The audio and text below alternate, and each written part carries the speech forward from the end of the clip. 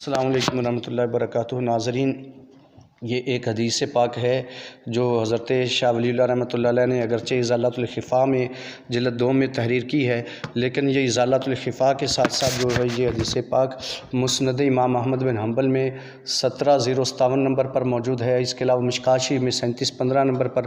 مجمع الزوائد میں 9912 اور 15914 نمبر پر، مسند ابو یعلا میں یہ 7380 نمبر پر، اور طبرانی فی الکبیر میں جو ہے 361/19 نمبر پر جو ہے یہ حدیث پاک موجود ہے۔ حدیث پاک کے الفاظ مسند امام احمد بن حنبل میں تھوڑی سی تفصیل ہے کہ ان معاویہ رضی اللہ تعالیٰ عنہ اخذ الدعوۃ بعد ابی ہریرہ رضی اللہ تعالیٰ عنہ یتبع رسول اللہ صلی اللہ تعالیٰ علیہ وسلم بہا، کہ حضرت ابو ہریرہ رضی اللہ تعالیٰ عنہ جو کہ رسول اللہ صلی اللہ تعالیٰ علیہ وسلم کے پیچھے برتن لے کر جا رہے تھے نماز کے لیے، وضو کروانے کے لیے،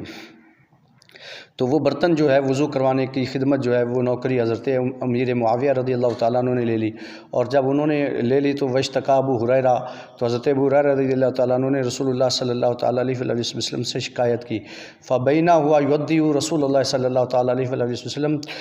جب شکایت کی تو اس وقت رسول اللہ صلی اللہ تعالیٰ علیہ وسلم کو وضو کروایا جا رہا تھا حضرت امیر معاویہ رضی اللہ تعالیٰ عنہ کی جانب سے، تو رفع راسہ الیہ مرۃ و مرتین، تو رسول اللہ صلی اللہ تعالیٰ علیہ وسلم نے ایک مرتبہ یا 2 مرتبہ جو ہے وہ حضرت ابو ہریرہ حضرت امیر معاویہ رضی اللہ تعالیٰ عنہ کی طرف دیکھا۔ یہ راوی کو شک ہے کہ 1 مرتبہ دیکھا یا 2 مرتبہ دیکھا، تو پھر جو ہے وہ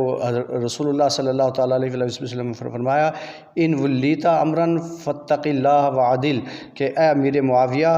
اگر تجھے حکومت دے دی جائے، تیرے سپرد کر دی جائے، تو پھر اللہ سے ڈرنا اور انصاف کرنا۔ السلام علیکم ورحمۃ اللہ وبرکاتہ۔